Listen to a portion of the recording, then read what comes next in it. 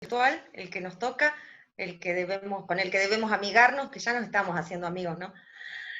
Bueno, como hay invitados, me voy a presentar. Mi nombre es Karina López, soy la secretaria de capacitación del sindicato ATUNLU, que es la Asociación de Trabajadores No Docentes de la Universidad Nacional de Luján. Hemos iniciado en la virtualidad un ciclo de charlas que hacemos todos los viernes a las 5 de la tarde, que se transmiten también por el Facebook de ATUNLU. Saludamos también a los compañeros y compañeras que nos están siguiendo por ahí. Y bueno, en esta oportunidad lo invitamos al doctor Mario Gambacorta, un compañero de trabajo, ha sido en algún momento en la universidad. Mario es doctor en ciencias jurídicas, docente de grado y posgrado en varias universidades e institutos. Y la idea es charlar hoy sobre el sentido de la negociación colectiva, su articulación estratégica con la estructura sindical. La idea es analizar justamente la estructura de lo que es la negociación colectiva para los trabajadores como proyección del modelo sindical vigente en un marco de un proyecto de nación. Y también creo que Mario va a recorrer un poco el tema de la autonomía y la intervención tutelar desde el Estado. Así que en primer término, muchas gracias Mario por estar esta tarde con nosotros. Es un gusto tenerte en casa. Así que yo no robo más tiempo, te doy el pase, así iniciamos con la charla, que luego, como hacemos siempre, vamos a dejar un ratito para preguntas, consultas, comentarios, lo que surja libremente, los vamos atendiendo tanto desde el Zoom, que lo podemos hacer por el chat o pedir la palabra, y también por el Facebook, los que nos quieran escribir alguna consulta o algún comentario, hay un compañero que lo va a ir siguiendo y lo va a transmitir. Bueno, gracias Mario, bienvenido. Bueno, buenas tardes. Gracias a vos, Karina. Quiero agradecer a Tunlu por la invitación para participar de este ciclo de charlas que están llevando adelante con una temática que me parece fundamental seguir analizando y debatiendo. Bueno, decía agradecerle a Tunlu, agradecerle a la Secretaría de Capacitación, agradecerle a toda la conducción del sindicato, lo voy a hacer en la persona de Juan, así que bueno, y a todos los compañeros y compañeras que están tanto por Zoom como por Facebook en este escenario de virtualidad que estamos atravesando. Bueno, yo me voy en línea con la propuesta de tocar la temática del sentido de la negociación colectiva y la articulación estratégica con la organización sindical, y vos recién muy bien señalabas varias facetas de esto. Lo que vamos a tratar es de profundizar el análisis con relación a dos temas que técnicamente se llaman estructura sindical precisamente y estructura negocial, lo que habitualmente nosotros hablamos como la forma en que se organizan los sindicatos y la relación que tiene esto con la negociación colectiva. Relación que no siempre es muy tenida en cuenta, no es muy tenida presente cuando se habla de la estructura sindical, ¿no? Y cuando se empiezan a hacer esas construcciones, que ahora vamos a ir charlando, vamos a ir señalando, hay que tener en cuenta que lo que yo señalo en todos los cursos de grado y de posgrado, miren, todos hablamos desde algún lugar. Los enfoques, los análisis no son inocentes, tampoco en el ámbito académico, menos en el ámbito académico. Y en los ámbitos de relaciones laborales, relaciones sindicales, modelos negociales, tampoco ni son asépticos ni son inocentes. Están hablando desde un lugar en función de los intereses que se quiere tutelar. A mí me gusta señalar que todos defendemos determinados intereses. Y si no los defendemos explícitamente y no tenemos en claro a veces cuáles son los intereses en juego, a veces sin querer o queriendo somos funcionales a esos intereses, ¿no? Y la palabra intereses es una palabra fundamental a tener en cuenta en las relaciones laborales. De hecho, hasta nosotros estudiamos en Derecho del Trabajo lo que denominamos conflictos de intereses, ¿no? que yo considero que todos son conflictos de intereses. Hay una categorización que separa conflictos de intereses, conflictos de interés y de derecho. Yo creo que el de derecho es un subtipo, porque todos tienen una raíz en la puja de intereses que tenemos, ¿no? Y hay otras cuestiones que van a estar subyacentes a lo que voy a ir tratando de desarrollar y que no podemos dejar de lado. En la discusión en torno a la estructura sindical, a la estructura negocial, a lo que a mí me gusta decir en términos estratégicos, la estructura negocial como proyección del modelo sindical vigente, hay cuestiones fundamentales para tener en cuenta y para debatir, porque creo que son debates que siempre están presentes y que sobre todo en las organizaciones sindicales no se pueden dejar de lado, sobre todo con relación al modelo sindical argentino, ¿no? Está en juego el rol del Estado, que vamos a ver que el Estado, como me gusta decir a mí, siempre regula, ¿no? Yo cuando lo ejemplifico esto hago un jueguito de palabras, Karina, que me ha tenido que padecer como docente, lo conoce, eso. Yo siempre digo, el Estado siempre regula. Regula cuando regula cuando no regula cuando desregula. Mario está Ahí silenciado. está, Ahí está. ahí está, sí, sí, me pareció, no, créanme, no toqué nada, cosa de mandinga, diría el gaucho, no sé qué. Estaba haciendo este jueguito de palabras, ¿no? Y no sé hasta dónde llegué, pero da para muchas combinaciones, pero acuérdense ustedes que cuando se quiso plantear en la gestión anterior una reforma o varias reformas laborales, porque fue mutando el proyecto, los proyectos, ¿qué se estaba buscando? Una desregulación en un sentido desprotectorio, desde ya, de las relaciones laborales, pero esa desregulación, paradójicamente, se iba a regular a través de una ley regulatoria. Y soy redundante a propósito para remarcar esto. Porque ahí, cuando hablamos de esto, hay una tendencia, y sobre todo desde el enfoque liberal, ¿no? Yo prefiero hablar del enfoque liberal, ¿no? Lo del neoliberalismo, después si lo dejo picando, para después charlarlo también, a veces tendríamos que profundizar sobre el concepto y el marco que implica el neoliberalismo, y sobre todo para países periféricos como Argentina, ¿no? Porque estamos dentro del sistema neoliberal. Y hay enfoques. La matriz ideológica del neoliberalismo en el siglo XXI es similar en términos generales, más allá de los condimentos, los contextos y otras cuestiones, a la matriz liberal del siglo XVIII. Yo recién charlaba un poquito con ustedes, les decía que estaba dando un curso de doctorado, y en un momento hablábamos de la reforma laboral en Brasil, y si uno mira la reforma laboral del Brasil, se los digo en términos técnicos y en términos de análisis, es una vuelta al siglo XVIII. Es prácticamente un regreso al 1700, ¿no? Porque quiere llegar a una lógica previa a lo que es el derecho del trabajo. Entonces, el rol del Estado, vean, la desregulación en Brasil, esta reforma laboral brasileña del año 2017, se hizo ¿cómo? A través de otra regulación. Entonces, cuando hablamos de regulación y desregulación, tengamos en cuenta que siempre hay. Entonces, por eso a mí me gusta hablar de desregulación o flexibilización en un sentido desprotectorio para completar la idea, el concepto. Después acá hay otras cuestiones que vamos a estar dando y que está vinculado con la idea de institucionalidad. Tantas veces nombradas y creo que tan insuficientemente analizada. La idea de institucionalidad, que la idea de institucionalidad también está con la idea de cómo se organiza algo.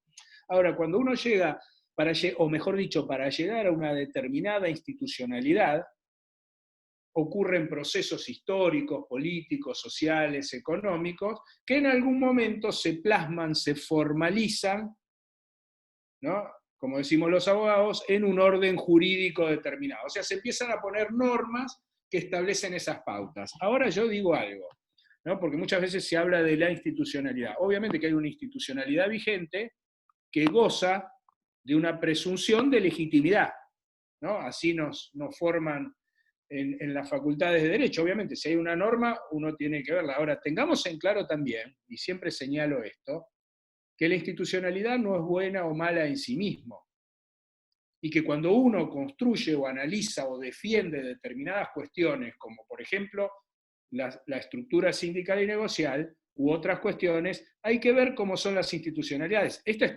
es una institucionalidad. Ahora, hay otras institucionalidades que buscan,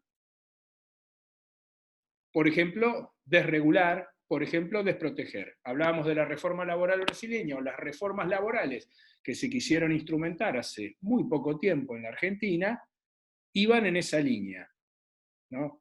Yo, para visibilizar esto, digo, tengamos en claro que la esclavitud fue una institucionalidad,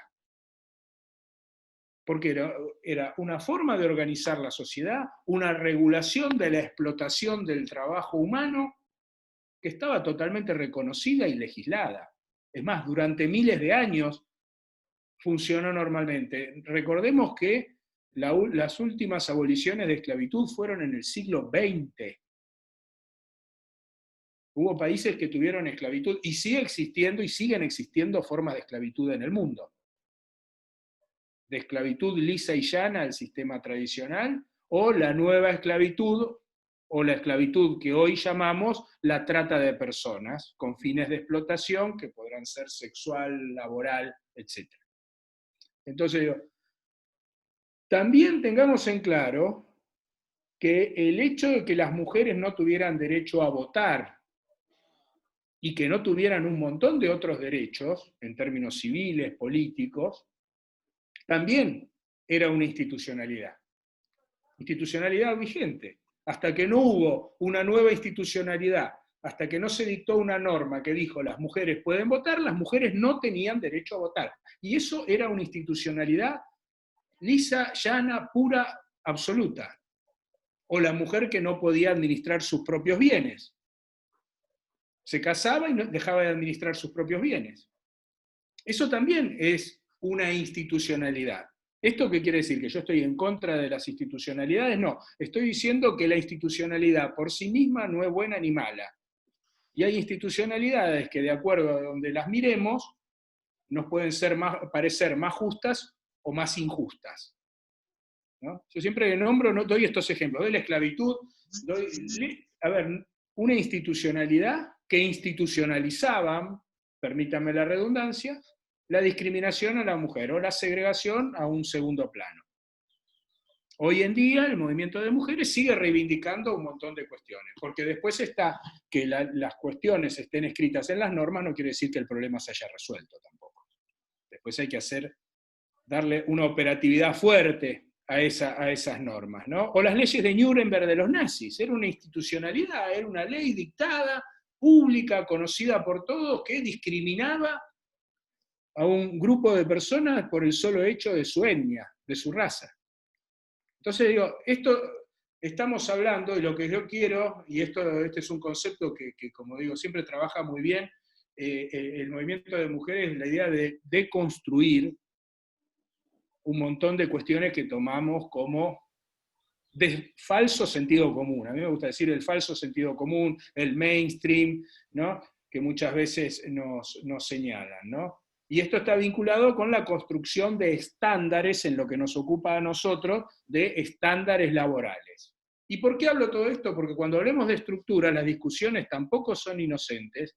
Cualquier institucionalidad en torno a la regulación de las organizaciones sindicales, a la existencia de leyes sindicales o a la existencia de leyes laborales que se refieran directamente a la negociación colectiva en el sector privado o en el sector público, y en ámbitos públicos como los ámbitos específicos universitarios, docentes, no docentes, un universo, tampoco son asépticas ni inocentes, ¿no?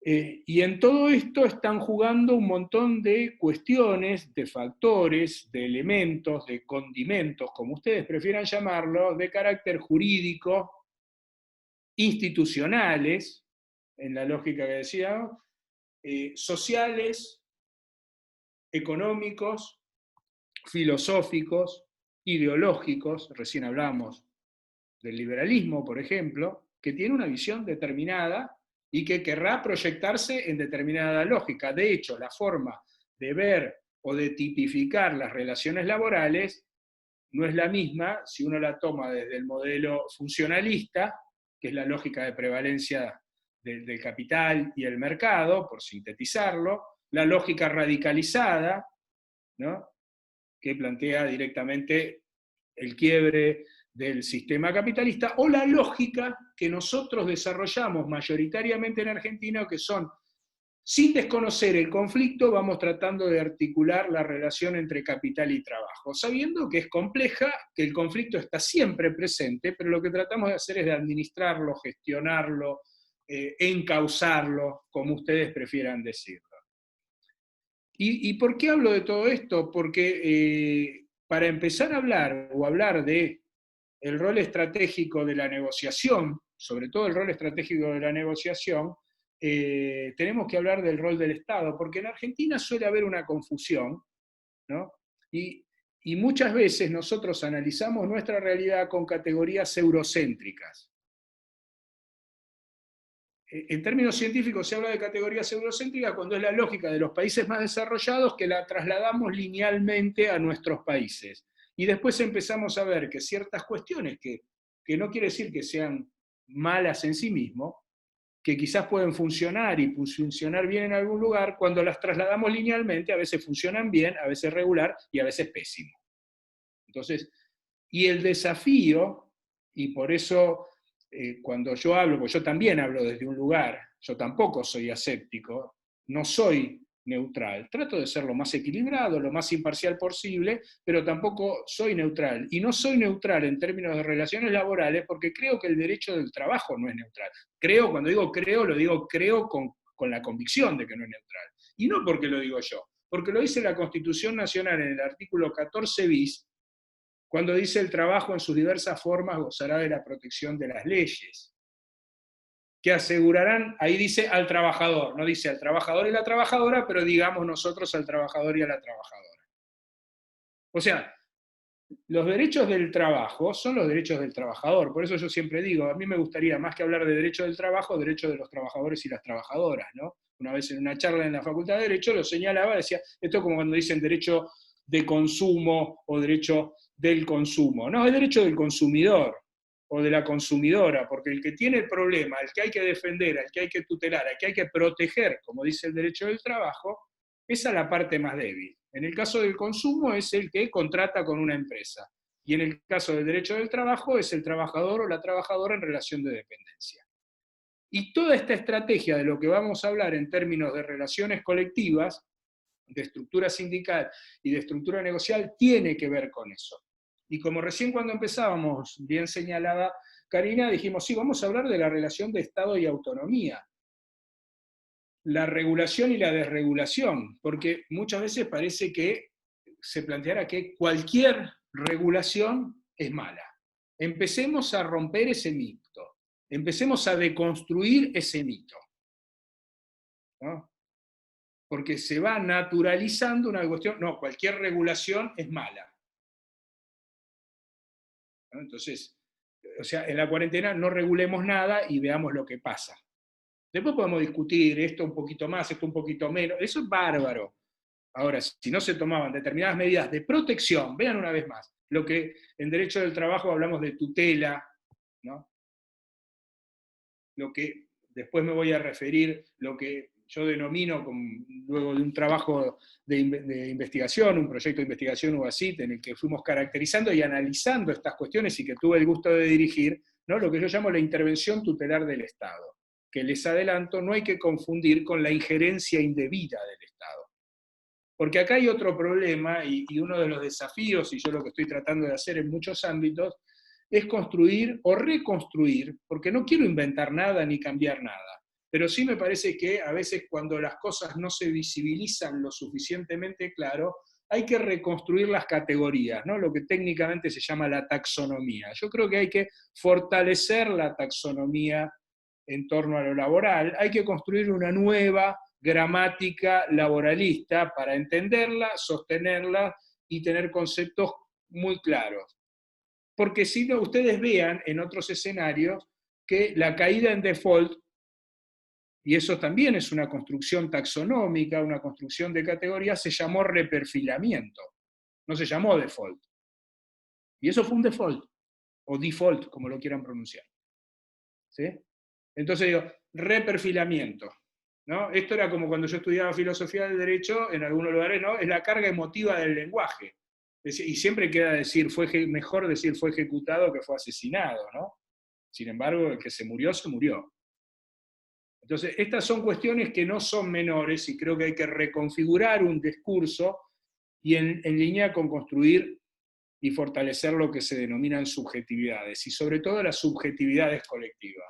Entonces, nosotros hablamos a menudo de la autonomía sindical, de la autonomía colectiva, entonces cuando se dice, bueno, pero si hay una regulación, eso puede afectar la autonomía.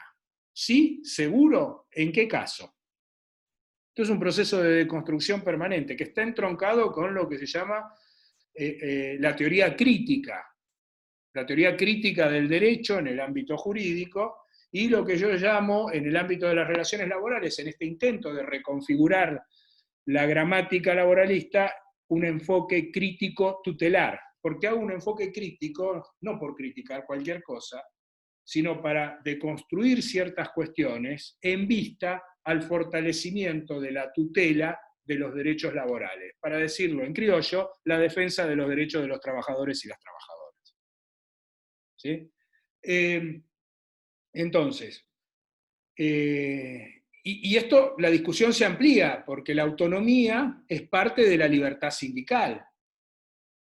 ¿No? Yo cuando caracterizo la libertad sindical, yo entiendo, y así lo he escrito, que la libertad sindical tiene 5 reglas de aplicación, que es la autonomía, la democracia, la tutela estatal, acá ya le mojo la oreja a unos cuantos cuando digo esto, la negociación colectiva y la huelga. Y este artículo lo escribí cuando en un momento en la Argentina poníamos foco en una sola de estas cuestiones. Y yo creo que una plena libertad sindical necesita de los 5 elementos, de los 5. Si alguno de estos es débil, podemos tener afectada la libertad sindical, pero no nos quedemos en uno solo. Y si me dicen de los 5 cuál es el más importante para mí, es la negociación colectiva. Y esto no va en desmedro de los otros. Ahora, ¿cómo llego a la negociación colectiva y cómo llego a determinado tipo, para decirlo técnicamente, me corrijo así a mí mismo, digo, a determinada estructura de la negociación colectiva? ¿No? Trato de decir el concepto técnico y decirlo lo más claro, y si en algo no soy claro, por favor después señálenme en las preguntas o totalmente a disposición. Entonces, miren, para llegar a determinado tipo de negociación colectiva, esto no es algo espontáneo, ni inocente. Para llegar a un tipo de negociación colectiva, yo tengo que tener determinado tipo de organización sindical. O sea, para tener determinada estructura sindical, tengo que tener determinada estructura negocial, tengo que tener determinada estructura sindical. Porque cuando yo les hablo de esas 5 leyes, miren, es muy importante que un sindicato tenga autonomía, tenga democracia, estén tutelados sus derechos. Pero si el sindicato no negocia, ¿cómo cumple sus intereses? ¿Cómo defiende los intereses de sus representados? Las otras son cuestiones instrumentales que están más vinculadas con el funcionamiento interno. Ahora, lo que vale es lo otro. En general, lo que el sindicato hace prácticamente todos los días es negociar. No solo cuando negocia un convenio colectivo, que es la expresión más importante, más relevante, con el resultado o el producto más contundente, que es el convenio colectivo. Ejemplo, el convenio colectivo no docente, que es el resultado de un montón de luchas de los trabajadores y las trabajadoras no docentes, y que garantiza toda una serie de cuestiones, porque ya es ley para las partes. Ahora, ¿cómo se llegó ahí? ¿Cómo llegó Fatuna a eso? ¿Cómo se dan las negociaciones articuladas en las distintas universidades? Porque acá hay una realidad que ustedes conocen mejor que yo, ¿no? Tienen el convenio colectivo, Y después están las articulaciones que se hacen en cada una, si estuviéramos en la actividad privada, en los otros niveles, diríamos, en el ámbito privado sería el convenio de actividad y el convenio en las empresas. Acá obviamente las universidades nacionales no son empresas, pero sería en el nivel inferior, no peyorativamente. Nivel inferior, nivel superior. Entonces, ahora, llegamos a esto. Hay lugares donde no hay nivel superior. Entonces, cuando no hay nivel superior, ¿dónde se termina negociando? Y donde hay más cantidad de trabajadores y trabajadoras sindicalizados, donde hay organizaciones sindicales más fuertes y donde hay algo más débil y no se negocia. Es lo que pasa cuando hay una estructura negocial por empresa, que tampoco es casualidad, y que esto se construye, esto se regula. Y si se negocia por empresa, quiere decir que hay una regulación que postula, impulsa, promociona, como decimos en Argentina, determinada forma de organización. En Argentina no promocionamos la de empresa, lo aclaro por las dudas. Promocionamos la negociación por actividad. Y tampoco de cualquier forma. Ahora, para llegar a eso tenemos que tener sindicatos de actividad fuerte. ¿Por qué? Y ya ustedes, y seguramente muchísimos lo conocen, pero si no lo refrescamos, ¿qué estoy diciendo? Y miren, cuando yo tengo una estructura sindical que prioriza, que promueve el sindicato por actividad, esto se va a proyectar. La idea es proyectarlo en la negociación colectiva. Por eso el sindicato característico de la Argentina, más allá de que existen otras formas de organización sindical, es el sindicato por actividad, y el modelo, el de convenio colectivo de trabajo o convención colectiva típico de la Argentina, también es el convenio por actividad. Y a partir del convenio por actividad es el que condiciona y define cómo va a ser la estructura de la negociación colectiva y la articulación con los niveles inferiores. En el caso privado con las empresas, y en el caso de ustedes tienen el convenio principal, que es el que estructura cómo va a ser el resto de la negociación. Más allá después de las cuestiones específicas que se tratan en cada ámbito, desde ya, porque a veces se delegan cuestiones, y esto pasa sector público, privado, ¿no? De acuerdo a cómo se vaya estructurando. Hay toda una ingeniería, como se suele decir, para llevar adelante esto. Entonces, ustedes en Argentina ven que nuestro modelo promueve el sindicato por actividad, promueve la estructura sindical por actividad, la prefiere frente a otras, no descarta a las otras. También hay organización por empresa, profesión, oficio, categoría, pero dice, nuestra ley dice, yo prefiero el de actividad. Por algo es eso, ahora voy a hablar de eso. Ahora, en otros países, también la normativa, porque acá nada de esto brota de repollos, también la normativa dice, yo prefiero el sindicato por empresa, como es en la mayoría de los países de Latinoamérica. Y les adelanto, la organización sindical por actividad, salvo los países anglosajones, en general es la de los países más desarrollados. ¿Sí? Entonces, ¿por qué ocurre esto? Siempre se habla del modelo chileno. Ahora, dice, no, en Chile negocian por empresa. ¿Por qué negocian por empresa en Chile? ¿Saben por qué negocian por empresa? Porque hubo una ley, una norma, una ley de facto, después del golpe del 73 en Chile, se llamó, ¿no? Leyes que llevó adelante el hermano del actual presidente de Chile, ¿no? Piñera, que fue ministro de Trabajo y Previsión, que hizo dos grandes reformas, laboral y previsional. Y prohibió que la negociación fuera por actividad en Chile. Y aclaro que el golpe de Estado de Chile de septiembre del 73 lleva adelante el primer experimento en el gobierno de un Estado, introducido por vías de facto, por vías de un golpe de Estado, de lo que conocemos como la lógica neoliberal, que llevó a uno de los padres del neoliberalismo a decir que prefería una dictadura con libertad de mercado antes que una democracia con intervencionismo del Estado. ¿No? Esto es público ya, ¿no? Yo creo que, yo siempre digo, fue quizás un sincericidio, pero fue valioso para mostrar una lógica que no siempre va con el sistema democrático. Es más, le cuesta mucho ir con el sistema democrático porque tiene un problema con algo, con una organización que es central y es parte de la vida democrática de una sociedad. ¿Saben cuáles son esas organizaciones? Los sindicatos. Porque la libertad sindical no se da sin sindicatos. Como yo le digo a mis alumnos, el derecho del trabajo no existiría si no hubiera sindicatos, o si existiera, quedaría en letra muerta, porque lo que sostiene el derecho del trabajo es la legislación estatal, pero también es la existencia de los sindicatos. Es más la existencia de los sindicatos que la propia legislación estatal. Porque como yo digo siempre, si yo hiciera así, y por un pase de magia hiciera desaparecer las organizaciones sindicales, ¿cuánto tiempo piensan ustedes que dura en el sector privado la ley de contrato de trabajo o en otros ámbitos los convenios colectivos? ¿No? Estos son ejercicios que se hacen por el extremo, son ejercicios técnicos de laboratorio. ¿No? Esto es como cuando a veces en discusiones dice hay que recortar la legislación laboral porque ese es el problema. No, ese no es el problema. La legislación laboral puede generar algún problema, bueno, lo analizamos, pero es un porcentaje mínimo. O en alguna situación coyuntural.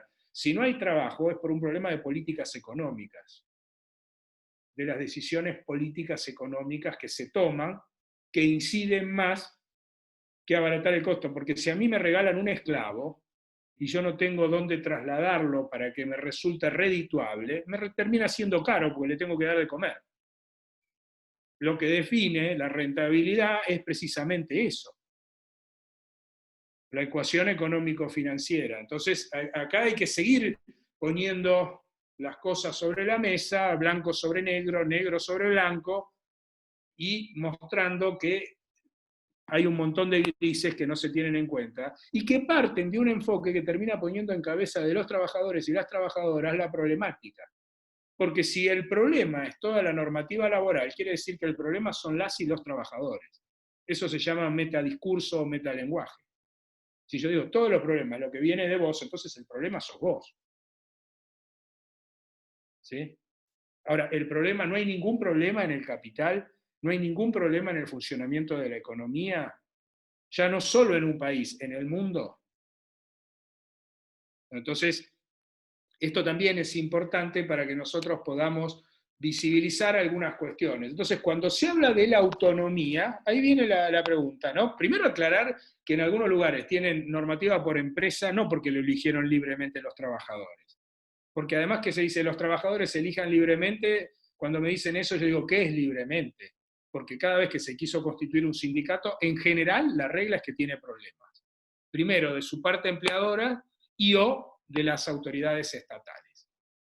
También hemos tenido determinados momentos donde los gobiernos del Estado, yo separo, ¿no? Siempre le digo en los cursos de Derecho, los abogados tenemos un problema, hablamos siempre del Estado, ¿no? Entonces parece que el Estado siempre fuera el mismo y lo mismo. Y el Estado tiene distintos gobiernos, que a ustedes les gustará más uno, a mí otro, cada uno le gusta lo que le gusta o le disgusta lo que le disgusta. Ahora, lo que creo que sí vamos a poder convenir es que no todos los gobiernos son iguales. Y en lo que nos ocupa a nosotros, no todos los gobiernos tienen la misma actitud respecto del sujeto colectivo llamado sindicato o sindicatos, que en nuestro país, afortunadamente, los hay y muchos, y muy importantes. Entonces, se habla de la autonomía, y ahí entra una discusión, ¿no? Entra una discusión. A ver, ¿el Estado puede intervenir o promover? Porque el gran problema es no, que los trabajadores elijan libremente como si los trabajadores... Ustedes piensen, a ver, vamos a dar un ejemplo, un ejercicio, si no hubiera ningún tipo de organización sindical en el ámbito de las universidades públicas nacionales, y empiezan a organizarse. ¿Cómo piensan que se van a poder organizar? Y primero con lo que tienen al lado, es la historia del derecho del trabajo, del derecho sindical. Por eso el sindicato primario, el histórico, el primero que hubo fue el sindicato por categoría, porque el trabajador se asociaba con el compañero o la compañera que estaba en la misma sección de trabajo. En el mejor de los casos podían armar algo a nivel de la empresa o del establecimiento, mejor dicho, ¿no? Porque una empresa puede tener más de un establecimiento. Ahora, ¿está mal que el Estado, si se da cuenta que la forma de organización sindical, la estructura, que lo que llamamos estructura sindical por actividad, le brinda más poder de organización, más poder de negociación y eventualmente, para cuando haga falta, más poder de conflicto? Estos son conceptos técnicos del derecho colectivo del trabajo, porque uno dice poder de conflicto y algunos se asustan. No, es poder de conflicto. Si existe la huelga, existe el conflicto, está en la Constitución.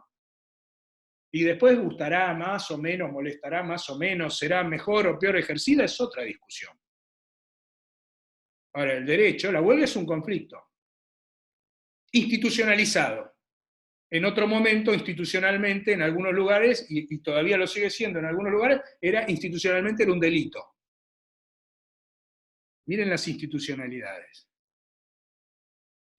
Y en algunos lugares sigue estando en el Código Penal. Vayan al sudeste asiático. Porque el problema no es contar la película, el problema es cuando cuentan la película incompleta. Entonces yo después no termino de entender por qué el chico y la chica se fueron juntos o se pelearon. Si no me cuentan toda la película, no la entiendo. Entonces, si no la pude ver, si la pude ver y profundicé, quizás voy a entender mejor. Entonces, ¿eso es incompatible con la autonomía? Yo creo que no. Porque si hay una forma que inclusive en los distintos documentos, ustedes pueden ver que para la defensa de los derechos de los trabajadores, todo el mundo coincide, desde la defensa de los derechos de los trabajadores, que el sindicato por actividad es muchísimo más tutelar que el sindicato por empresa. Entonces, ¿por qué queremos poner en un pie de igualdad? Y esto lo digo porque en determinado momento se plantearon algunas observaciones de la OIT, sobre todo sobre los artículos 29 y 30 de la Ley de Asociaciones Sindicales, y todo el mundo decía, el Comité de Expertos en la Aplicación de Convenios y Recomendaciones de la OIT dijo, y bueno, yo respeto mucho su opinión, no le quito ningún mérito ni conocimiento, pero no tienen el derecho a interpretar, porque no lo digo yo, porque la propia OIT no autoriza al Comité de Expertos a interpretar, es una opinión que toma en cuenta. Es una opinión que toma en cuenta, porque la interpretación de si un convenio se está aplicando bien o mal, resumo esto apretadamente, si después falta algo en la pregunta lo aclararé mejor, en primera instancia la tiene que hacer un tribunal previsto en la Constitución del OIT, en el artículo 37, inciso B, que nunca se creó. Y la interpretación definitiva la tiene la Corte Internacional de Justicia de La Haya. Entonces no me vengan a cuestionar un sistema que es reconocido internacionalmente como más tutelar para los trabajadores, porque si no vamos a entrar en una lógica que abrimos el juego para que se imponga un sistema que sea menos tutelar para los trabajadores. Y en esto yo también vengo realizando un enfoque crítico tutelar del rol de la OIT, no porque esté en contra de la OIT. Le reconozco un montón de méritos y no digo que hay que tirar a la OIT por la ventana. Pero sí también digo que la OIT hoy está atravesando una situación de tripartismo desbalanceado, donde hay una preeminencia de gobiernos neoliberales, donde hay un grupo empleador que mayoritariamente es neoliberal o liberal, ¿no? Yo prefiero hablar de liberal, y donde hay, de los 187 países, movimientos sindicales con capacidad fuerte de representación, negociación y eventualmente conflicto que no llegan a 20. Afortunadamente Argentina es uno de esos. El movimiento sindical argentino me refiero, ¿no? Y digo 20 siendo generoso. Entonces, porque también hay que leer el contexto, ese contexto que yo técnicamente en esta lógica de taxonomía laboral, ¿no?, llamo la hegemonía deslaboralizadora, que es parte de la matriz ideológica del liberalismo. Yo siempre recuerdo un profesor que tuve, que era de la Universidad de Chicago, y que decía que los sindicatos son elementos distorsivos del libre juego de la oferta y la demanda. Me lo enseñó y me quedó grabado para toda la vida. ¿Y saben qué? En términos económicos tiene razón. Pero el tema es que él solo lo enfocaba en términos económicos. Ahora, si yo pienso, obviamente, el libre juego de la oferta y la demanda, el sindicato prende las luces, verde, amarilla o roja. ¿Por qué? Porque está contemplando el problema social. Por eso hablamos de la cuestión social, que es lo que marca todo el derecho del trabajo y de las relaciones laborales y sociales y la complejidad más grande que inclusive tenemos hoy en día. Ahora, ¿cuánto me queda, Karina? Así no hago lío. Me porto bien, ¿vieron que orgánico?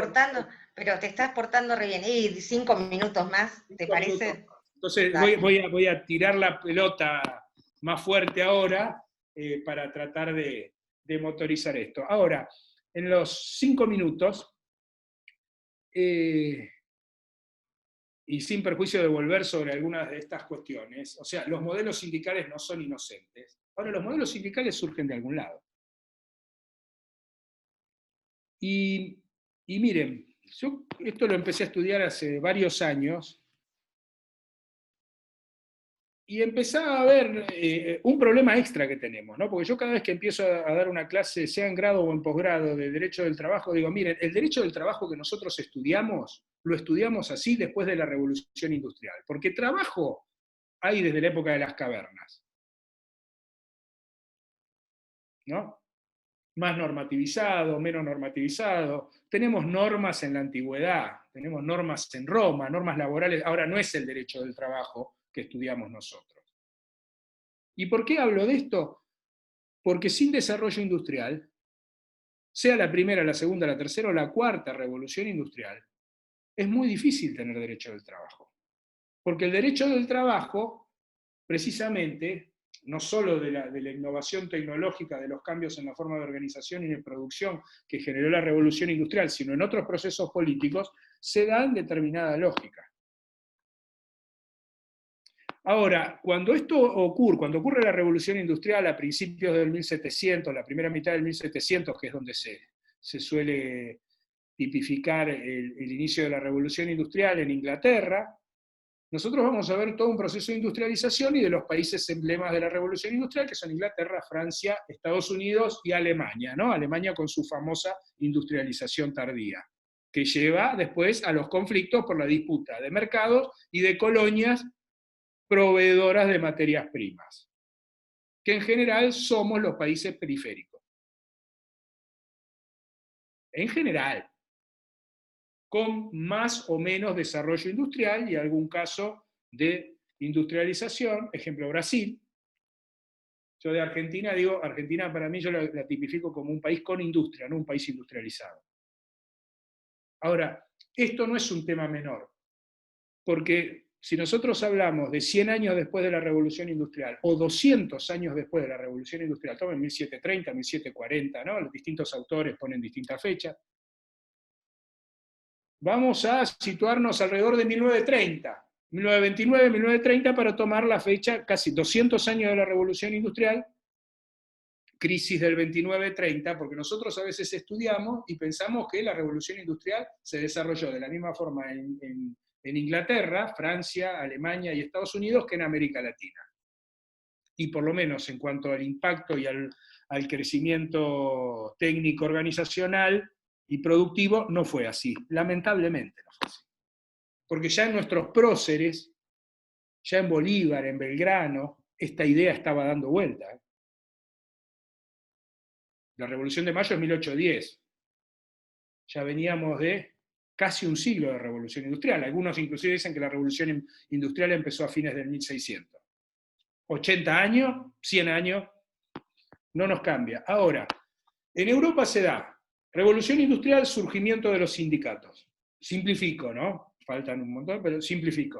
En América Latina tenemos algunos pequeños desarrollos industriales, siendo muy generoso, para llamarlo así, lo que técnicamente algún pequeño enclave, y en esa época ni siquiera, creo que hasta enclave queda grande,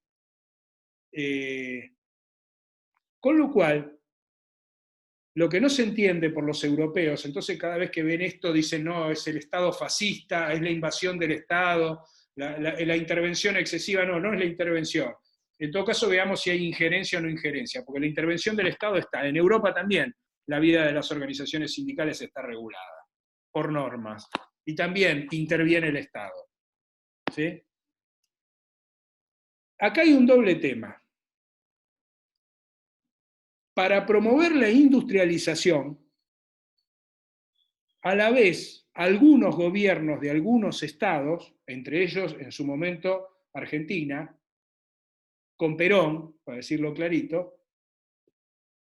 impulsa y acompaña el fortalecimiento de las organizaciones sindicales. ¿Por qué? Porque esto es un proceso estratégico, como ustedes bien lo han señalado para esta actividad. Es un proceso estratégico que no podemos perder de vista. Porque ese proceso y esa acción estratégica tiene que ver con un modelo de país, con un modelo de nación.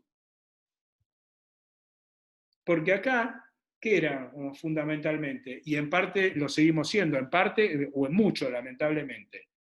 Porque además ustedes van a ver un proceso más complejo que no se da solo en Argentina. Acá en Argentina, Perón en la década del 40 ya toma el proceso de sustitución de importaciones que se venía desarrollando mejor, peor a los ponchazos, diríamos, en estas pampas, y reconoce esa realidad y tiene un proyecto estratégico en torno a la industrialización, porque la industrialización también sirve para consolidar los procesos de autonomía y dependencia y soberanía de los países. Miren, nosotros hoy tenemos una fábrica de respiradores, seguramente es insuficiente, pero peor sería no tener ninguna fábrica de respiradores. Yo hace muchos años, y nunca sabía que iba a ocurrir la pandemia, a veces les decía a los alumnos, miren, cuando alguien se muere porque no tenemos un medicamento y no lo podemos desarrollar en nuestro país, uno tiene que pensar en la industrialización.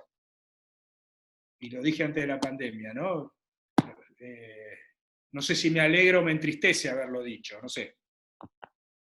Porque estas son las cosas que faltan. La Argentina hoy puede fabricar acá la vacuna porque tiene cierta capacidad tecnológica. Después que se fabrique acá también depende de un montón de otras variables, no hay que desconocerlo.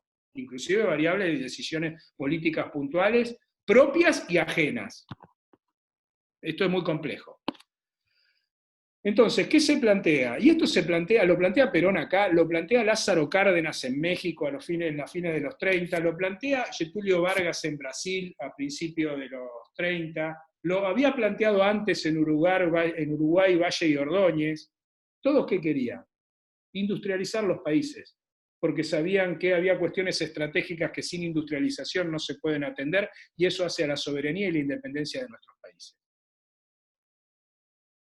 De hecho, esto en muchos lugares se empieza a discutir más fuerte durante la Primera Guerra Mundial, que Europa no nos vende algunas cosas y nos faltan algunas cuestiones que necesitamos. Y tampoco no nos compra otras cosas, porque lo más fluctuante es la materia prima. Entonces, se busca, para acompañar ese proceso de industrialización, un desarrollo de los derechos sociales. Por los factores intrínsecos vinculados con la dignidad humana que implican, pero también en un proyecto estratégico. ¿Por qué? Porque esa industrialización requiere capacidad de consumo, porque cualquier país que sea industrializado primero tiene que desarrollar el mercado interno. Y para poder consumir hace falta recursos. Si no tenemos plata no podemos consumir. ¿Y cómo generamos una mejor distribución que facilite la capacidad de consumo? Bueno, en la historia de la humanidad, prácticamente hasta el siglo XX hubo una sola forma de distribuir la riqueza, que eran las políticas tributarias, los impuestos. Sobre todo a fines del siglo XIX y sobre todo en el siglo XX, va a haber una nueva forma de distribuir, y no hay más, que son los derechos sociales. Y dentro de la lógica de los derechos sociales, lo más dinámico es la negociación colectiva. Entonces, ¿cómo hago para generar el mejor sistema de distribución? Y bueno, entonces pienso en sindicatos por actividad, porque el sindicato por actividad va a hacer que se distribuya, cuando se negocie para todos, al establecimiento que tiene 5.000 trabajadores y al establecimiento que son 3, al taller de la esquina o al negocio de la esquina que tiene 3. Ustedes piensen, digo, el caso de las universidades es típico, característico, pero permítanme una simplificación. no todas las universidades podrían negociar, o los trabajadores y trabajadoras de esas universidades tendrían la misma capacidad de negociación si estuvieran dispersos. Capaz que alguno tiene más fuerza y otro tendría menos. Ahora, si todos parten de un piso y después cada uno en lo suyo complementa, esta es la lógica. Lo digo muy rápido antes que Karina me rete por el tiempo. Entonces, proyecto de industrialización. ¿Cómo hago de actividad? Para hacerlo mayor capacidad de distribución. ¿Para qué? Para dar capacidad de consumo. ¿Para qué? Para consumir lo que se produce en el proceso de sustitución de importaciones, que es la primera etapa, que por definición, y lo repito siempre, todo proceso de desarrollo industrial en los primeros tiempos es caro e ineficiente. Cuando dice, sí, va a ser, en todos lados fue caro e ineficiente. Entonces necesita mercado interno, y ahí entra otra discusión. Lo que Valle y Ordóñez en Uruguay explicaba muy bien, que es, ¿protegemos o no protegemos? ¿Protegemos a esa industria que se está desarrollando o no? Porque también cuando ustedes miran el proceso de industrialización de Estados Unidos se cerró, se protegió, es más, tuvo una guerra civil para definir si era un modelo industrial o de producción primaria, ¿no? Casi 1 millón de muertos, para definir qué modelo de país tenía. Y Estados Unidos, a ver, ya venía teniendo protagonismo, intervenciones, etcétera, etcétera, pero la irrupción es en la Primera Guerra Mundial, que encima entra fresco 3 años después, y es el que define la guerra, lleva el 1 millón de soldados que hacían falta para terminar la guerra, para que ganara el bando que ganó. Entonces, y los recursos, porque ya Estados Unidos se había transformado a fines del siglo XIX en el principal productor de acero del planeta. Carnegie, ¿han escuchado hablar del Carnegie Hall donde tantos artistas famosos? Bueno, Carnegie era precisamente el señor acero, por llamarlo de alguna forma, ¿no? El principal productor de acero del mundo, que le regala a la ciudad de Nueva York ese hermoso teatro. Miren si ganaba dinero, ¿no? Pero por lo menos fue un poco generoso, por lo menos regaló eso. Hay otros que ganan mucho dinero y no comparten nada. Después no conozco sus virtudes y defectos en detalles. Entonces,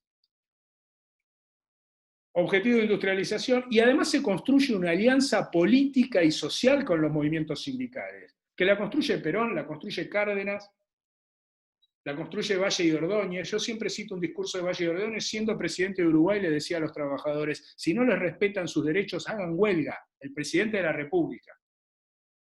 Porque entendía que esto era un proceso, y cuando en Uruguay se crea, se organiza la estructura ministerial, como diríamos ahora, para atender esto, se crea el Ministerio de Industria, Trabajo y Educación. Miren si no hay un proyecto político de país.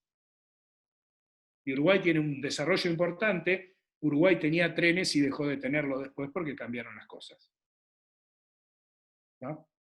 Nosotros estuvimos a punto de perder los trenes, ¿no? Entonces, entre otras cosas que hemos perdido. ¿Qué quiero decir? Acá hay una cuestión estratégica, y cuando hablamos de estos dirigentes, tienen distintos matices políticos e ideológicos.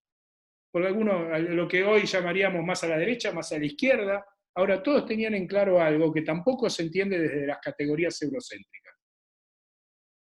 Porque los europeos, cada vez que escuchan nacionalismo, se les aparece Hitler, Mussolini, Franco, Salazar y otros. Eran nacionalistas, de distintos matices. Alguno más inspirado en el socialismo francés, otro más inspirado en la doctrina social de la Iglesia, otro más inspirado en el marxismo.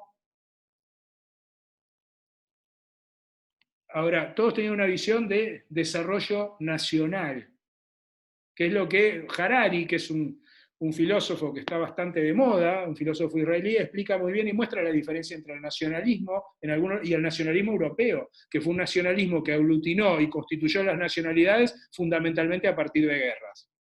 Cosa que en América Latina no fue así, en términos generales. Entonces, cuando estamos discutiendo el modelo sindical argentino, estamos discutiendo esto. Cuando se hizo el golpe en Chile, no fue casualidad que los sindicatos chilenos dejaran de ser por actividad y manu militari, nunca mejor aplicado el término, se los transformaron en sindicato por empresa. Si ustedes van al Código chileno en una negociación colectiva, puede estar la federación, pero no tiene ni voz ni voto. Puede estar en la negociación, pero no tiene ni voz ni voto.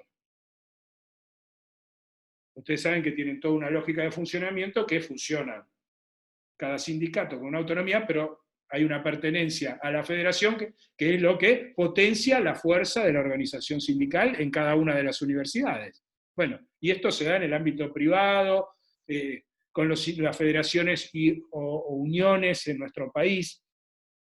Entonces, todas estas cuestiones las tenemos que pensar. Y cuando se construyen institucionalidades, cuando se discute sobre el rol del Estado, tenemos que tener en cuenta esto. Miren, para finalizar, yo siempre decía algo, y lo he charlado en su momento, inclusive con algunos de ustedes y con un montón de otra gente. Yo no tenía en claro, no tenía ninguna duda, que si la situación política era otra en este país, iba a haber dos objetivos centrales para seguir reconfigurando la institucionalidad como se quiso hacer en los últimos 4 años. ¿Saben cuáles eran los dos objetivos centrales? Uno era el modelo sindical argentino, porque pegándole a la organización sindical, lo demás cae solo. Y el otro eran las universidades públicas, porque son los dos grandes reservorios que construyen un montón de acciones, de proyectos y de reservas para sostener un modelo de país que sabemos, ¿no? A veces cuando algunos ponen el modelo de Australia, miren, un modelo de producción, Argentina funcionó con un modelo de producción primaria cuando no superaba los 20 millones de personas. Eso es condenar un modelo de producción primaria hoy en día, es condenar a la exclusión a más de la mitad de la población. Porque además el trabajo de calidad está en el sector industrial. Después, obviamente, siempre después hay pujas distributivas, porque esto no es que ponemos industria y automáticamente todos participamos de la distribución de la riqueza. Y lo que muchos empleadores tendrían que entender, sobre todo en el sector privado, es que los trabajadores cuando dicen queremos esta herramienta y esta estructura y toda esta lógica y el modelo y el proyecto de país para participar en el 50% de la renta, sería bueno que recordaran que del 50% hay un montón más de hombres y mujeres, del otro 50% son mucho menos, les queda un montón de renta para quedarse. Entonces, es un modelo de ganar-ganar. Ahora, si se impone un modelo de confrontación, yo siempre digo, yo soy un defensor de gestionar el conflicto, administrarlo, negociar. Podemos negociar, discutir, enojarnos, pero sabemos que después, como el fútbol, ¿vieron? Nos enojamos en la cancha, después vamos a tomar una gaseosa, una cerveza, y bueno, la bronca quedó en la cancha, y seguimos negociando, y seguirá, volverá a pasar, y es una cultura. Ahora, si uno piensa en la aniquilación del otro, que también tengan en claro otras cuestiones, ¿no? El movimiento sindical argentino, dentro de esos 20 movimientos, es uno de los 2 o 3 que tiene capacidad para hacer una huelga general con la adhesión del 97% de los trabajadores y las trabajadoras. Entonces, que el movimiento sindical argentino sea negociador, busque soluciones, no quiere decir que no tenga capacidad para llevar adelante sus reclamaciones, y muchas veces, yo ahora estaba dando un curso, había colegas de otros países, movimientos que tienen banderas supuestamente más revolucionarias, y no lo digo peyorativamente, tienen una tasa de afiliación que a veces no llega al 5% en sus países, y que de esa tasa de afiliación el 80 o el 90% en algunos casos son solo trabajadores del sector público. Y que esto tampoco es peyorativo para el sector público. Pero acá la cuestión estratégica está en la industria. Después, obviamente, tenemos sindicatos de servicio. Atunlu no es un sindicato industrial, pero está en determinada lógica y apunta a determinada lógica. Como sabemos que si no hay desarrollo industrial, probablemente el desarrollo tecnológico por lo menos va a ser menor.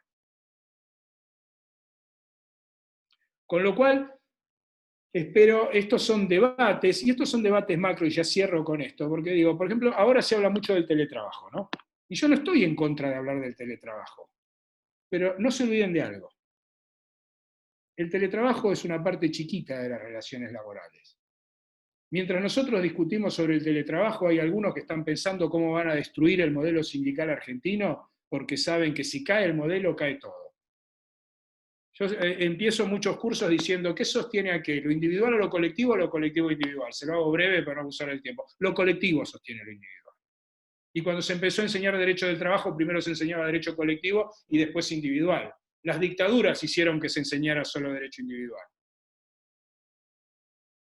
Entonces acá hay cuestiones estratégicas, hay intereses, hay una necesidad de reconstruir esta gramática, de establecer y tener categorías claras, que no quiere decir que las mías sean las claras ni las definitivas, pero permanentemente yo intento intercambiarlas, difundirlas y debatirlas, porque creo que lo fundamental, uno hace un aporte teórico y un compromiso, porque yo me siento parte y no lo escondo, lo digo acá y lo digo en clase, yo me siento parte del movimiento sindical argentino, soy parte, soy un trabajador. Ahora, trato de aportar, me ha tocado cumplir responsabilidades y nunca quise abandonar lo académico y hoy estoy abocado fundamentalmente a lo académico y la investigación, a la docencia y la investigación. Ahora, con un enfoque que trata de construir, cuestionar, no para destruir, sino para reconfigurar situaciones muchas veces dadas por ellos, y no alcanza con el diagnóstico. Esto es algo que yo quiero decir en todos los órdenes. Se lo digo a los colegas del ámbito académico y lo digo como compañero con ustedes, trabajadores y trabajadoras como yo. Tenemos que tener una mayor actitud propositiva, porque si no siempre tenemos la pelota en nuestra cancha.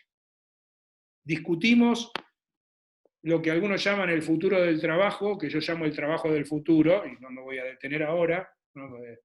Podríamos estar hablando una hora de eso, pero siempre discutimos el trabajo. ¿Alguna vez vamos a discutir el capital? Bueno, el modelo sindical argentino fue pensado para discutir también en la cancha del capital. Muchas gracias y a disposición de ustedes para las preguntas. Gracias, Mario, es un placer, como siempre, escucharte. Bueno, gracias. Gracias. Muchísima información, ¿no? Mucho para pensar, para repensarnos, para deconstruirnos, como decís, y volver a construirnos.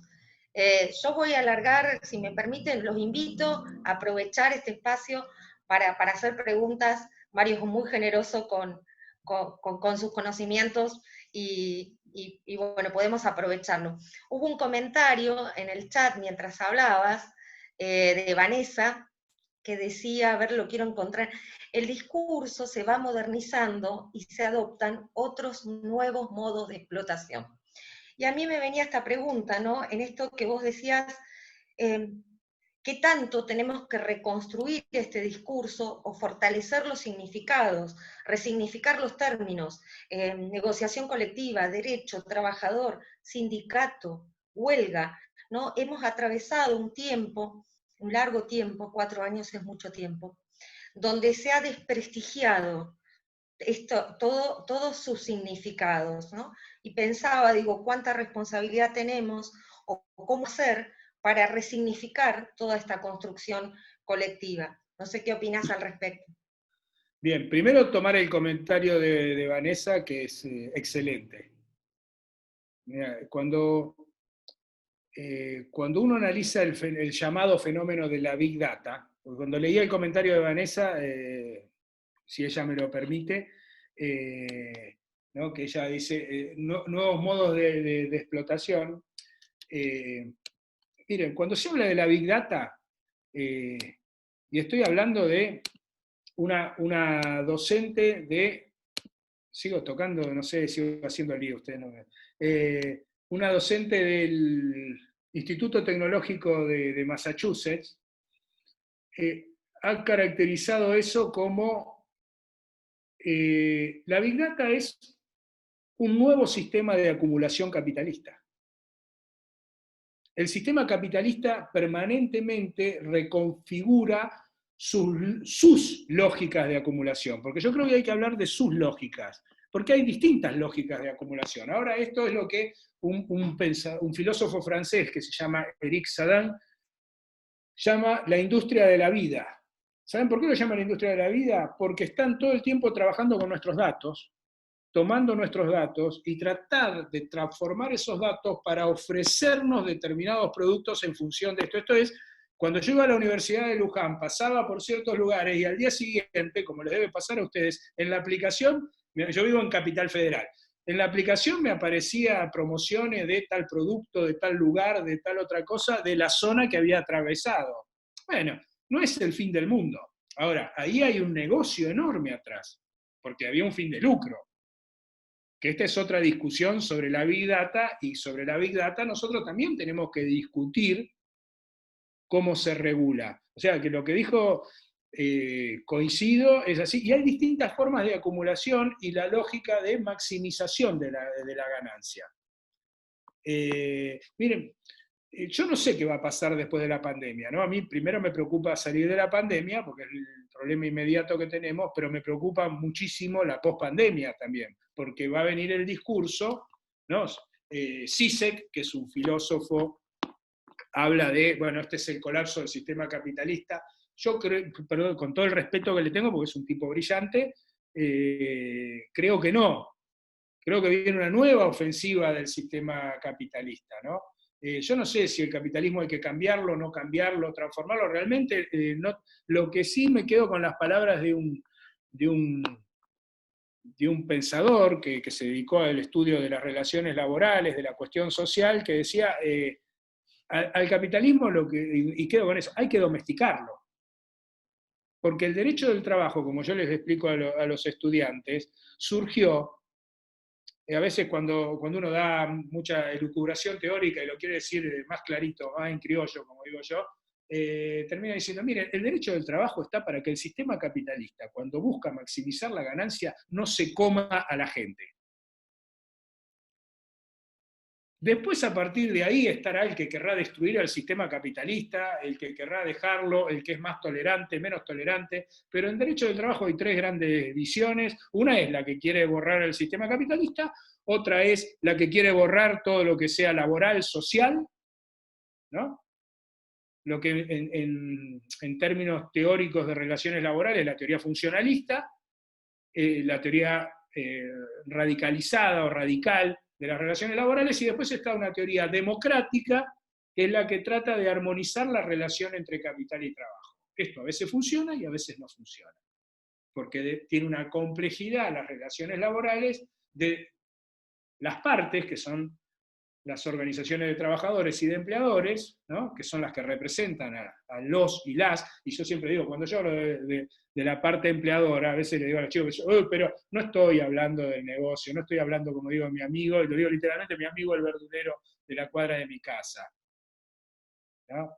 Que es un trabajador autónomo, o el que tiene 2 trabajadores. No, estoy hablando de los que inciden directamente, condicionan los niveles de precio, estoy hablando de las grandes empresas. No estoy hablando de la pyme que está viendo cómo sobrevive con 10 o 20 trabajadores, no estoy hablando de eso. Entonces, hay nuevas lógicas, hay nuevos sistemas de acumulación, y para cada cosa hay que perderle el miedo a la palabra regulación. Por eso yo separo lo que es la intervención estatal tutelar. Sé que hay una delgada línea roja, como la película, ¿no? Hay una delgada línea roja entre la intervención y la injerencia indebida, pero lo que no puedo desconocer es que tiene que haber una intervención, que tiene que haber una regulación. Hablamos de la Big Data, ¿cuántas empresas de la Big Data tenemos? 5. Eso no tiende al monopolio.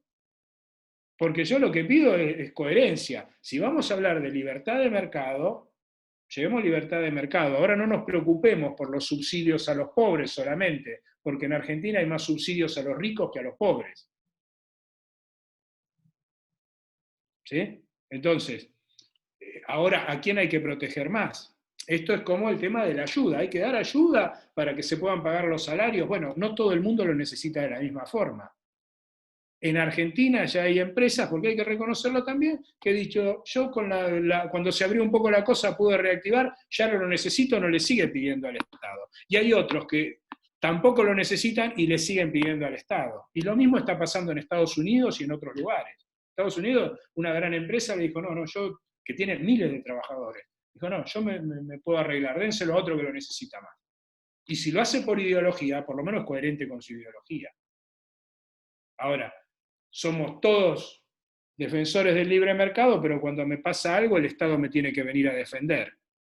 Bueno, entonces cuando el Estado viene y te ayuda, después discutimos si te ayuda mejor o peor, de la misma forma que tenemos que empezar a discutir si la gestión privada funciona siempre bien o mal, porque parece que todo lo que es privado funciona bien y si no, no se fundirían ciertas empresas. Y cuando se funden, analizar en cada caso por qué se fundió. ¿Fue culpa de ella? ¿Fue culpa del Estado? ¿Fue culpa de los trabajadores? ¿O todas estas son ficciones?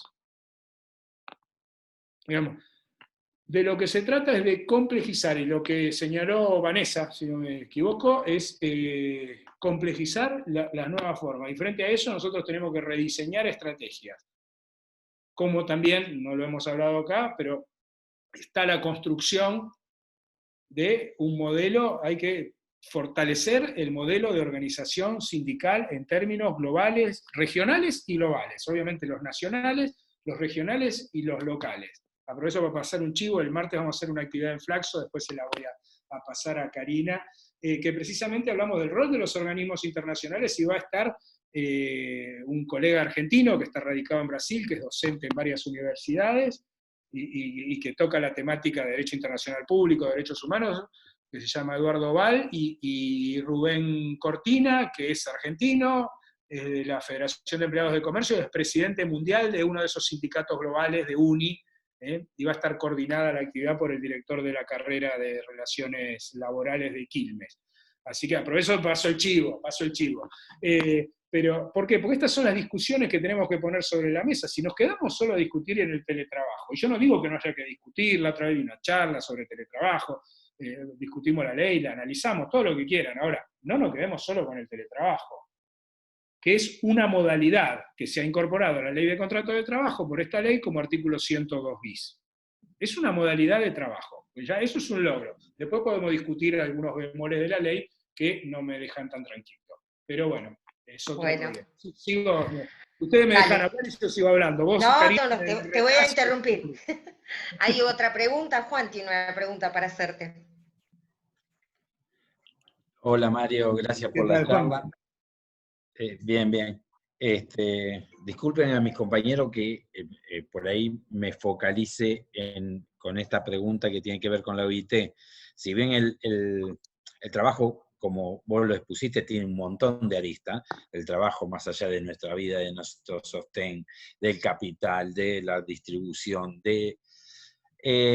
también, ¿y por qué esta pregunta, no? Porque yo nací en el mundo del sindicalismo con la idea que la OIT era la panacea, que la OIT era una herramienta, o yo creo que fue en su momento, pero la pregunta no es lo que yo crea, que fue, que es y que va a ser, sino preguntarte, es decir, sabiendo que la OIT albergó tantos convenios, esos acuerdos que dieron origen, por lo menos a nosotros, los convenios colectivos de trabajo, vos así al pasar hablaste de que se compone de tres partes, ¿no? A donde está el Estado, los empresarios y los trabajadores.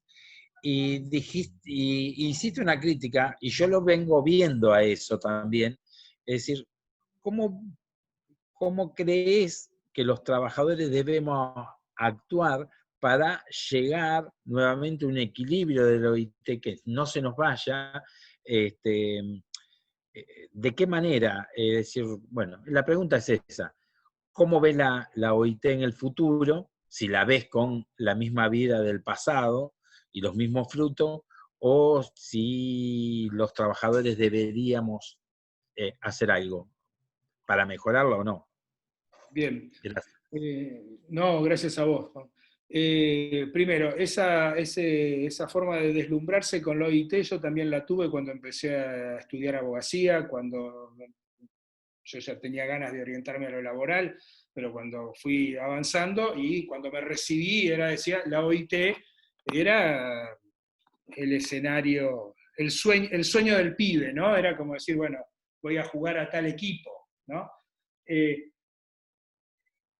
con el tiempo, bueno, es como todo, ¿no? Uno compra un producto y después va viendo cómo funciona ese producto. Y cuando yo digo esto no lo digo descartando ni subestimando el rol del OIT. Lo que me preocupa es que la OIT es una organización demasiado valiosa y creo que necesita algunas cuestiones, entre ellas una mayor rigurosidad en términos normativos. Ahora lo voy a tratar de aclarar esto. A ver, también hay que leer, y cuando yo hablo del OIT, creo que hay que leerla en contexto. Hay que leerla en contexto. Y el tripartismo del OIT, que es una gran virtud, es el único organismo de Naciones Unidas que tiene participación de los actores sociales, no solo de los actores, y la producción normativa internacional, que son los convenios, ¿no? Después hay recomendaciones, pero salvo el orden jurídico de cada país, en principio las recomendaciones sugieren, ¿no? Cuando usted lee una recomendación dice debería. El convenio, una vez que es ratificado, manda directamente a hacer ciertas cosas. Y hay que leerla en contexto, porque el tripartismo es lo que enriquece el diálogo. Ahora, por otro lado, el tripartismo es lo que... Mario, te pido una aclaración del tripartismo. O sea, Sí. porque por ahí no todos los compañeros conocen cómo está compuesta la OIT. Gracias. ¿Qué es el tripartismo?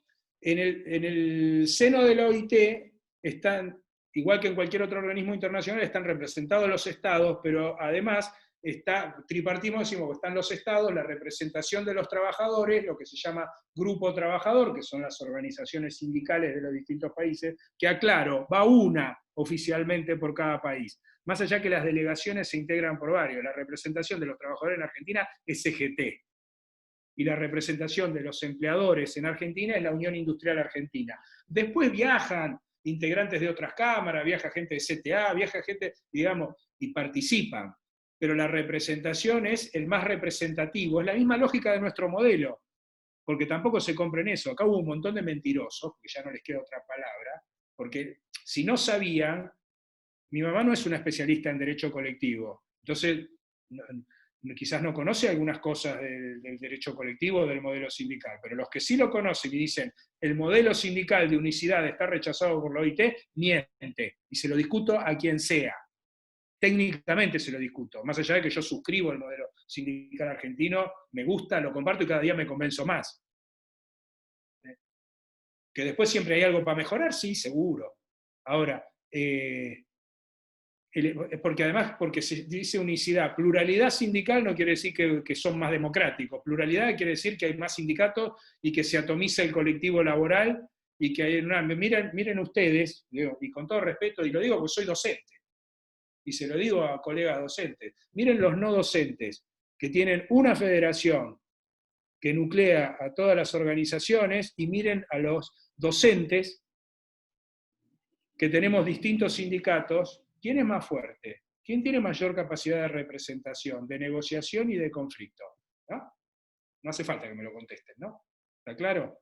Entonces, bueno, hay lógicas. Entonces, si yo pongo el dedo y me quemo, y tengo que aprender a no poner el dedo, ¿no? Y no es lo mismo pasar una hoja de un libro que meter el dedo en una llama. Bueno, elijo pasar la hoja. Entonces, el tripartismo es esa representación de las tres partes que compone... A ver, en realidad las partes de las relaciones laborales son las organizaciones de trabajadores y de empleadores. Pero como digo yo, es un tango que hay dos bailando y que hay uno que está dando vuelta alrededor siempre, que se llama Estado.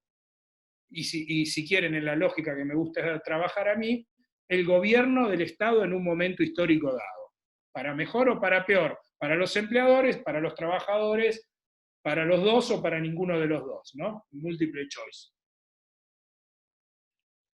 Entonces, este tripartismo es muy interesante porque enriquece un montón de cosas, pero también hay que tener en claro, y esto no lo digo porque estoy en contra, sino que hay que tener en claro, porque cuando le explican a los estudiantes, yo incluido cuando estudiaba esto, era la verdad revelada.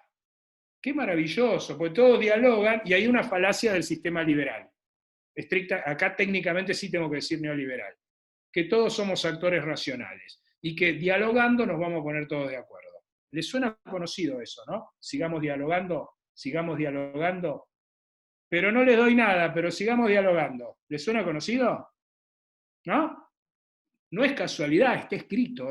Eso se llama el actor racional, ¿no? Que uno va a actuar racionalmente. Y ustedes saben si yo voy a actuar racionalmente. Ahora, ese diálogo social que ha permitido consensuar un montón de normas, como bien señalaba Juan, de estos convenios, por otro lado, también ha sido el que no ha permitido, no el tripartismo, en realidad, por uno de los integrantes del tripartismo, o sea, el grupo empleador, que el derecho de huelga esté reconocido en el seno de la OIT formalmente.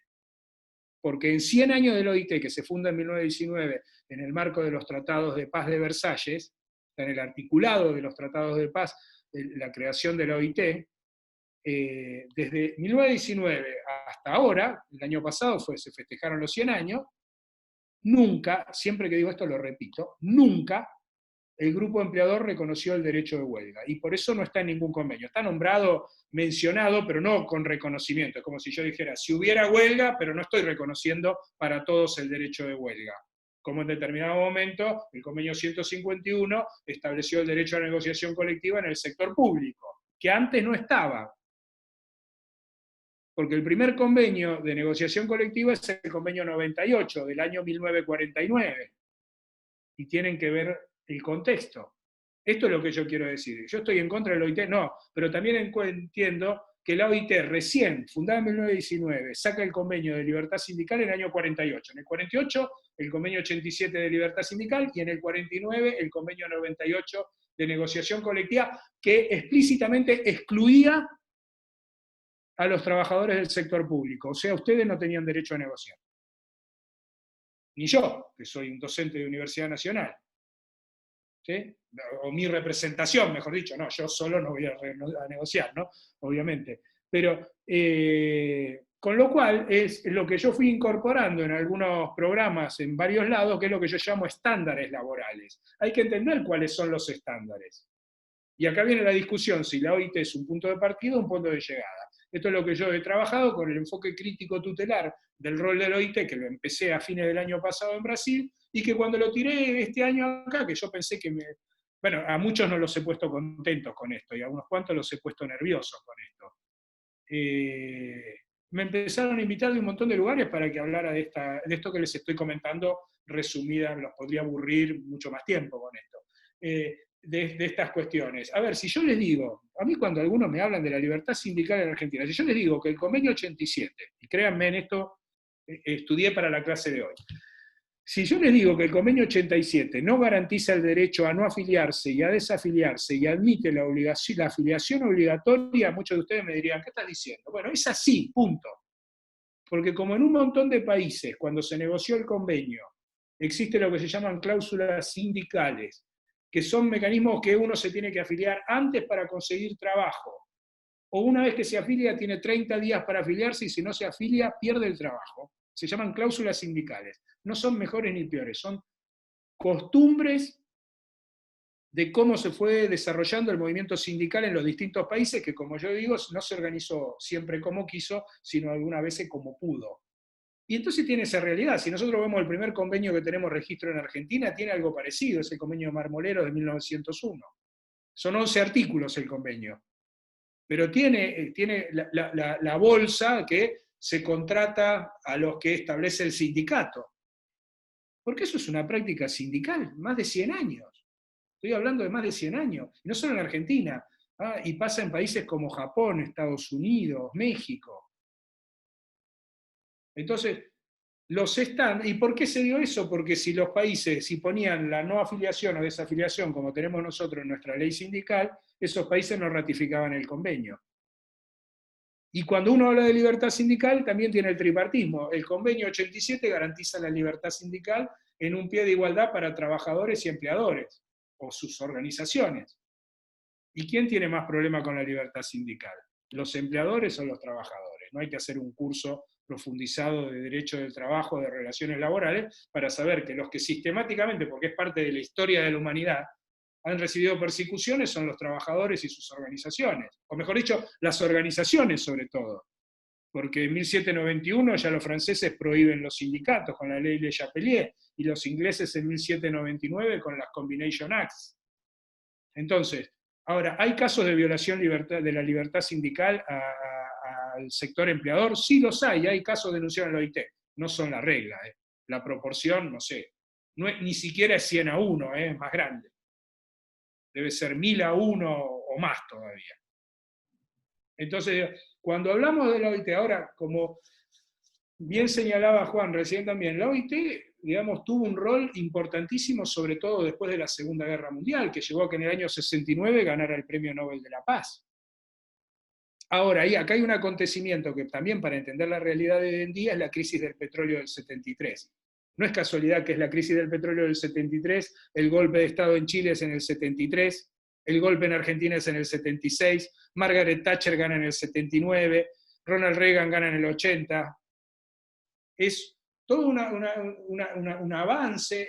Milton Friedman, inmediatamente de la crisis del petróleo, es Premio Nobel de Economía, señor de la Universidad de Chicago. ¿No? Si les interesa, busquen sobre la sociedad de Mont Pelerin, que es la usina de pensamiento neoliberal que se crea fundamentalmente, venía desde los fundadores del neoliberalismo y se potencia luego de la Segunda Guerra Mundial, queda muy limitada por la lógica del estado de bienestar. Vean el convenio 87, había fracasado un convenio de libertad sindical en 1926, recién se aprueba en el 48. El 48 es el año del inicio de la Guerra Fría, si tomamos el bloqueo de Berlín como punto de partida. Y al año siguiente se reconoce la negociación colectiva, en el marco de la Guerra Fría. ¿Y ahora qué queremos? Sacar la negociación colectiva. ¿Por qué? Porque ahí viene otra discusión. El estado de bienestar, ¿qué fue? ¿Un momento en que todos nos volvimos buenos o fue una excepción a la regla? Y el estado de bienestar tampoco se dio de la misma forma en los países más desarrollados, en nuestros centros urbanos y en los lugares que no tenemos desarrollo industrial, donde el estado de bienestar llegó poco o nada. Entonces, las discusiones y las categorías y las lecturas de la realidad, ahora cuando yo digo esto, la OIT hoy en día yo le digo un mayor rigor. La OIT sacó un convenio, en el convenio 190 sobre violencia y acoso en el trabajo, me parece bárbaro, pero yo no tengo el optimismo que muchos de mis colegas, que dicen que bueno, la OIT, porque sobre la tecnología me saca una declaración. Todos esperábamos que dijera algo y saca la declaración del centenario sobre la tecnología, que tampoco aclara demasiado. O como yo vengo monitoreando en muchos documentos del OIT, se habla de las empresas, pero no se habla de los sindicatos. Busquen OIT 7 iniciativas para el centenario. Se habla del medio ambiente, se habla de las mujeres, se habla de las empresas, pero no se habla de los sindicatos. A mí me parece bien si quieren hablar de las empresas, pero si hablas de las empresas, hablas de los sindicatos. Porque hablar de los trabajadores también licúa. Ahora, ¿qué debería hacer el movimiento sindical? Y bueno, primero redefinir la estrategia, establecer categorías y después definir lo que quiere hacer el movimiento sindical, porque yo soy muy respetuoso de las decisiones de los dirigentes. Uno trata de aportar, pero creo que hay que reconfigurar una lógica internacional y exigir mayor rigurosidad. Porque yo digo, lo de acoso y violencia, estoy a favor del convenio. Ahora, vean cómo lo vamos a aplicar en Argentina, con todo lo que implica, y con un 40%, que hoy creo que me quedé corto, de trabajo no registrado. Tampoco nos compremos funciones jurídicas, como decimos los abogados. Si no lo puedo aplicar en los ámbitos formales, como el de ustedes, imagínense donde hay trabajo no registrado. ¿De qué estamos hablando? Tal cual, Mario, como alternativa a la tecnología, la economía del cuidado. Hay mucho para repensar en lo OIT, te corto, porque sí, me parece que esto, no sé, escuchándote y viendo la atención y los comentarios de los compas, bueno, quedás formalmente invitado. No, todo bien, muchos saludos, les gusta, impecable. Creo que hay mucho tema, hay mucho material, y bueno, por ahí comprometerte para un curso cuando vos puedas, porque sabemos que estás como muy atareado con tus actividades académicas y con este trabajo, con esta investigación y este desarrollo que estás haciendo en cuanto a la lógica de la OIT, o repensar la lógica de la OIT. Te voy a ir a algún último comentario que hay en el Face. Te voy a traer a la Universidad de Luján y a la negociación colectiva en el sistema, porque Anabela Hey dice, y me habilitó a comentarlo, dice, qué difícil cuando quien tiene la potestad de la tutela regulatoria es parte de la negociación colectiva. Hablo de la negociación colectiva en la administración pública, peor cuando hablamos de una negociación colectiva en instituciones de gestión pública y cogobernadas y autónomas. Y antes de darte el pase a esta última pregunta, yo no sé si todos saben, pero Mario, bueno, fue docente de la Universidad de Luján y en ese tránsito también fue parte de la paritaria empleadora en los dos sindicatos, para las dos paritarias particulares. Así que bueno, de ahí nos conocemos, después me tocó cursar con él, y bueno, lo quiero traer a dar un curso, pero bueno, siempre, ya vamos a encontrar el momento. Pero bueno, este comentario de Ana, ¿no?, tenía que ver con lo que te decía al principio cuando nos sumábamos, un poco de tu experiencia en ese rol, y sí, claramente debe ser complicado, pero bueno, vos estuviste en ese rol, así que por ahí nos podés decir algo. Sí, es muy complejo, ¿no? Yo en otro ámbito dirijo una diplomatura en relaciones colectivas laborales en el sector público, y precisamente tiene muchas cuestiones. A ver, una es que el Estado el empleador es Estado y el Estado es empleador, ¿no? Lo que llamamos técnicamente el Estado empleador, con lo cual hay una dualidad que limita la posibilidad de actuar como Estado. Digamos, en términos generales lo que se da esto, salvo en algunas cuestiones, o lo que las partes mismas acepten, porque hay algunas prácticas de recurrir igual a ámbitos institucionales para encauzar las negociaciones, en algunos otros casos, tiene una complejidad intrínseca. Ahora, me parece que acá el tema es entender la cultura de las relaciones laborales. Entender la cultura de las relaciones laborales, y yo aclaro que fui paritario en ese ámbito, los compañeros lo saben, digo, porque era un ámbito del sector público. No tengo nada a ser paritario con los paritarios de la parte empleadora, pero si no, no estaría. Ahí me tuvieron que padecer como la patronal, ¿no? Así que hemos tenido discusiones y conflictos, pero siempre de buena fe y con una lógica que yo siempre dije. Yo creo en la negociación, hay intereses, hay pujas, hay tire y afloje. Lo que uno no puede hacer es perjudicar los derechos mínimos. Nunca tuve ninguna directiva para perjudicar los derechos mínimos, lo aclaro, tampoco lo compartiría y me desempeñé muy bien, y después por cuestiones personales no pude seguir, pero fue una muy, muy linda experiencia, y yo digo, y una experiencia que yo cito a veces, porque ustedes son un caso de estudio en el buen sentido, porque la experiencia negocial que lleva adelante a Tunlu es muy difícil de entender en algunos planos, en algunos ámbitos, y no voy a decir nada más para no generar problemas. Pero es una experiencia muy rica, porque se cumple algo que yo creo que es difícil de gestionar, como dice Anabela, a la que le mando un gran abrazo también. Tuve oportunidad eran mis jefes cuando yo iba a negociar, y que vean que se da otro, miren que se la complejizo, yo era docente, era trabajador dependiente de la universidad y tenía que estar en la paritaria, pero bueno, me agarraron por mi perfil laboralista, ¿no? Igual me era más fácil una paritaria que la otra, no voy a decir cuál para no tener problemas. Pero igual creo que se construyó porque, a ver, hay intereses, hay conflictos que encauzar. Yo soy un enamorado de la negociación colectiva, no soy objetivo, y creo que se puede construir un montón de cuestiones. Y en el Estado hay un doble problema.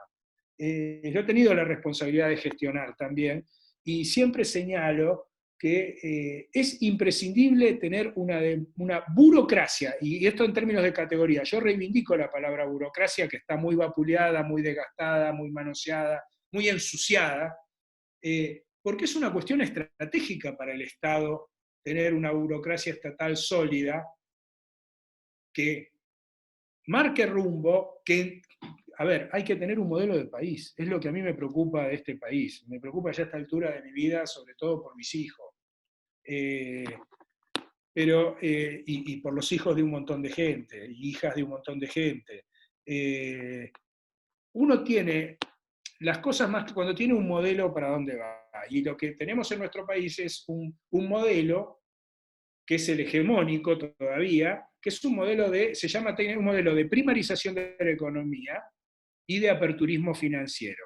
sobre todo desde el golpe del 76, se potenció el condimento de aperturismo financiero, que ya existía, porque después del golpe del 55 entramos al Fondo Monetario, y después del 76, bueno, vino todo el festival del endeudamiento, festival entre comillas.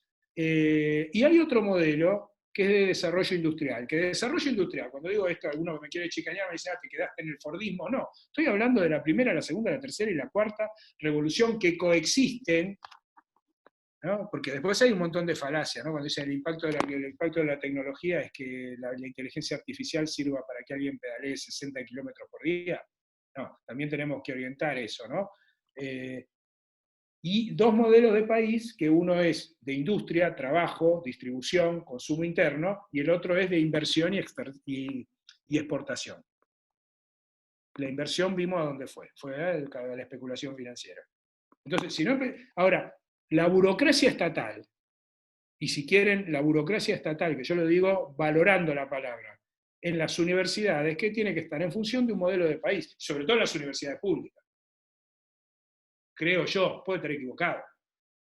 Sobre todo en las universidades públicas. Cuando yo tengo en claro el modelo, el problema es que no terminamos de tener... No estamos tan en puja. Yo creo que está empezando a verse el modelo, pero a mí cuando me hablan de relaciones laborales, yo tengo mucha tranquilidad en lo que planteo, porque entiendo que esto es parte de un proyecto estratégico. Y en ese proyecto estratégico, y lo digo, el movimiento sindical está llamado no solo a cumplir un rol gremial, sino un rol político, que no quiere decir, lo hará o no el movimiento sindical, a mí no me molesta, ocupando cargos o no, pero sí diciendo lo que tiene que decir mi visión. Yo creo en este modelo de país, creo en este modelo de burocracia estatal, creo en este modelo de universidad, y tiene que ser escuchado en eso, porque es parte. Porque de la misma forma que en el sector privado tenemos capital y trabajo, en el ámbito público tenemos a los trabajadores que son los que mueven la maquinaria estatal, sea en el ámbito que sea, nacional, municipal, universidades, provincial, con las diferencias y las características encima de un país federal que tiene una complejidad extra, que no es mala, es muy rica la diversidad esa. Pero, y esto no quiere decir que el Estado por eso pierda determinados derechos que tiene que mantener y que esos no entran en la negociación colectiva, que también lo tengo en claro, y amo la negociación colectiva, pero hay cosas que no se negocian, no están en la negociación. Ahora, la construcción, ahora, esto requiere responsabilidad, madurez de las partes, buena fe, que yo afortunadamente aclaro, vi en Luján, en la Universidad de Luján. Después siempre hay problemas, como en todos los órdenes, y hay mucho para construir, y hay una experiencia muy buena. Ahora, miren, esto es como todo, uno necesita de los protagonistas, y necesita no solo en términos gremiales para que funcionen ciertas cosas, sino también para acompañar un proyecto político, ¿no? Cada uno hablando más de lo que más conoce, obviamente. Después se sí, en este sentido es que en una de las charlas habíamos hablado... Sí, no, claramente. A ver, nosotros venimos insistiendo con nuestra participación en lo que es la mirada sobre una reforma de la ley, si es que es necesaria una reforma, en participar del debate, porque somos actores. A ver, y vos lo viviste en Luján, en particular te tocó aguantarnos, que somos actores activos. Fue un gusto en serio. Te manda un gran abrazo a Anabela, dice que aprendió mucho de vos. Después me dice otras cosas por privado que no las voy a decir, porque yo sé que es chiste, pero el resto no. Ahí la mandé al frente. Bueno, Mario, mil gracias. Bueno, a medida de las posibilidades estaremos pensando en un espacio un poco con más tiempo, ¿sí? En algún formato de curso. Sabés que nos encantaría que en algún momento se pueda dar esta oportunidad, porque hay muchísimo para aprender. Gracias porque nos diste una mirada general por la historia, por los temas, pero creo que sé que tenés mucho más para compartirnos, así que bueno, te voy a estar hinchando e insistiendo.